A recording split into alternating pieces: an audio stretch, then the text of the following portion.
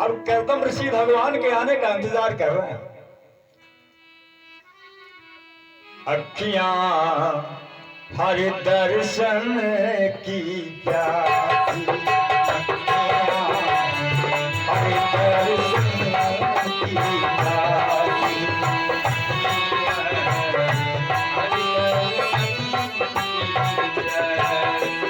अखियां हर दर्शन की प्यासी,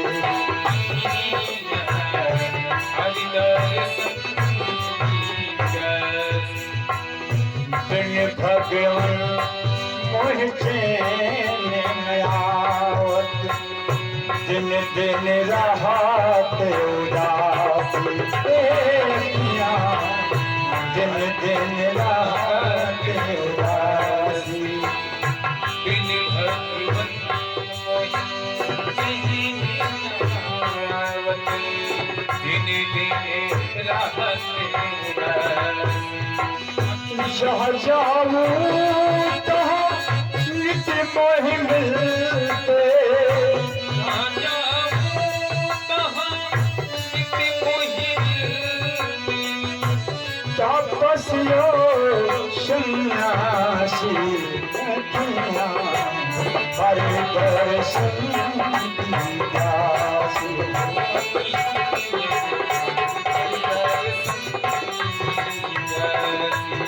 दर्शन की प्यासी, दर्शन की प्यासी।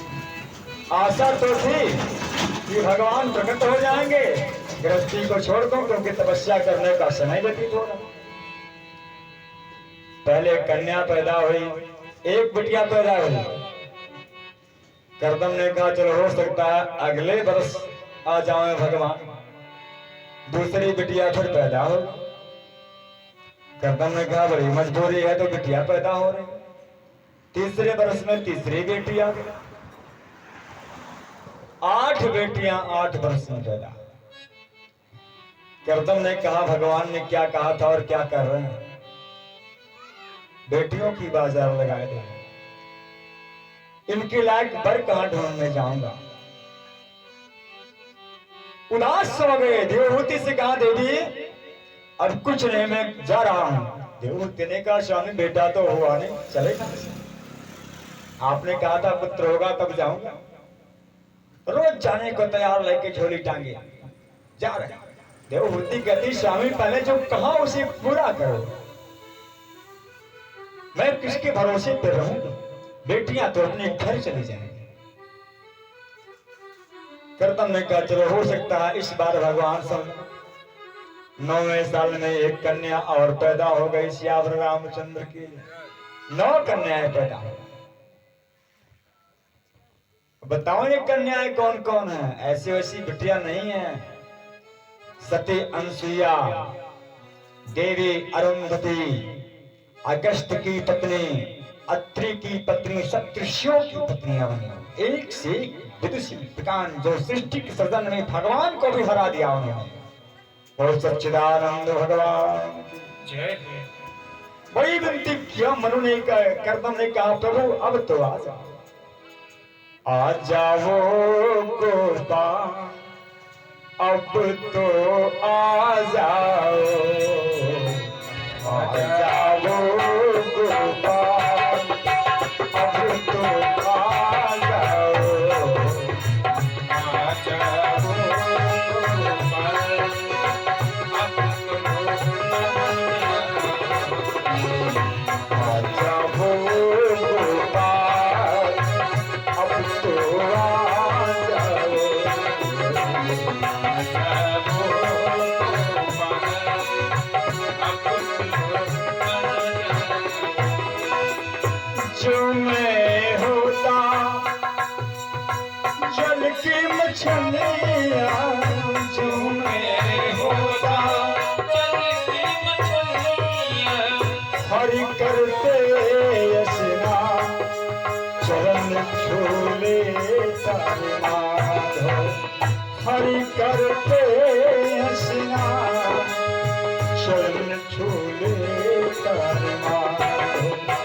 जो मैं हो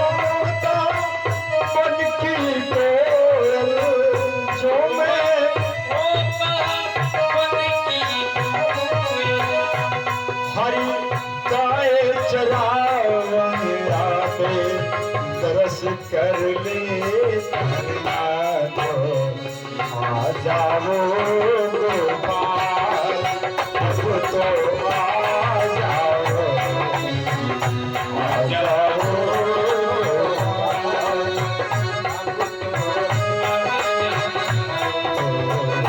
आ जाओ, अब तो आ जाओ। समय आ गया मेरे भगवान पैदा हो। माता देवहूति की गर्भ से जैसे प्रभु का प्राकट्य हुआ, उस कुटिया में प्रकाश छा गया। बोल श्री कपिल देव भगवान की। जय हो।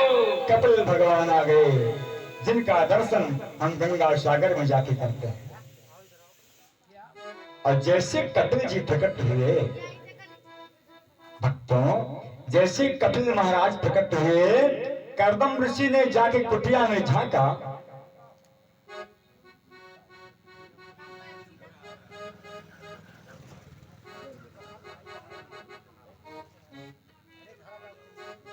तो भगवान कपिल का दर्शन किया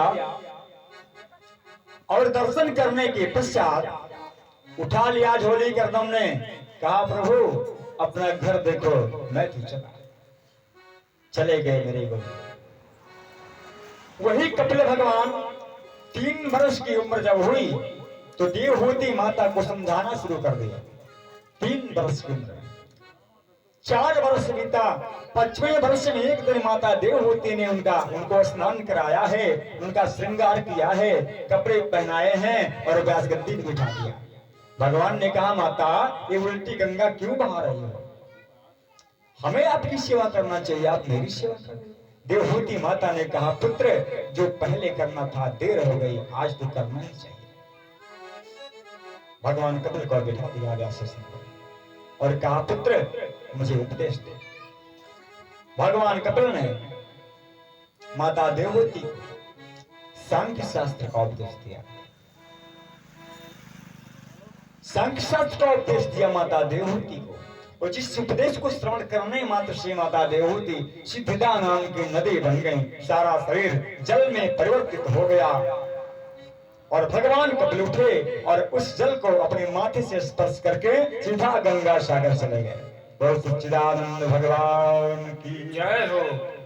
महाराज परीक्षित कहते हैं हे राजन, सुखदेव जी ने कहा कि हे परीक्षित, उन्हीं महाराज मनु के ये पुत्री तो देवहूति, अब उनके पुत्र का था, उनके बड़े पुत्र हैं नृपवुत्तानि पाते सुततासु, नृपवुत्तानि पाते सुततासु,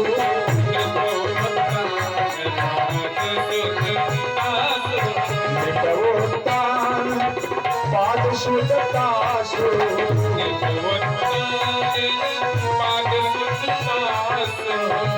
हरि भगत भयो सुत जासु, हरि भगत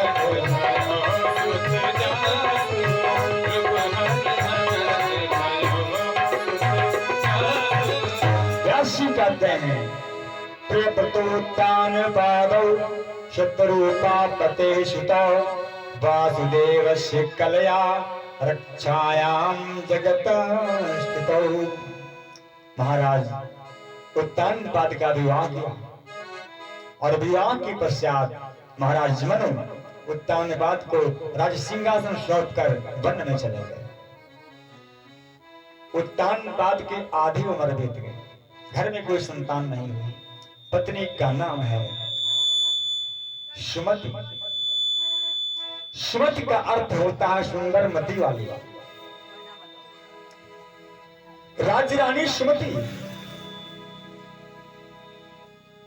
एक दिन महाराज उत्तानपाद से कहते हैं कि हे राजन, ये वंश आगे कैसे बढ़ेगा, बेटा तो हुआ नहीं, आप दूसरा विवाह कर लो। उत्तानपाद ने कहा देवी, जो कोई नारी नहीं कह सकती वो तुम कह रही हो। अगर विवाह कर लूंगा तुम्हारा क्या होगा, दूसरी रानी आएगी तुम्हारा तिरस्कार करेगी।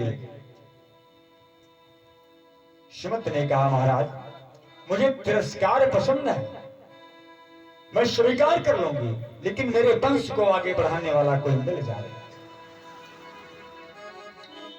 उस समय तो महाराज उत्तानपाद ने इनकार कर दिया, लेकिन संयोग बस एक दिन जंगल में शिकार करने गए, दक्षिण देश में जाए जब पहुंचे तो वहां एक राजकुमारी वन में विहार कर रही थी, जिसे देख करके उत्तानपाद महाराज मोहित हो गए। उस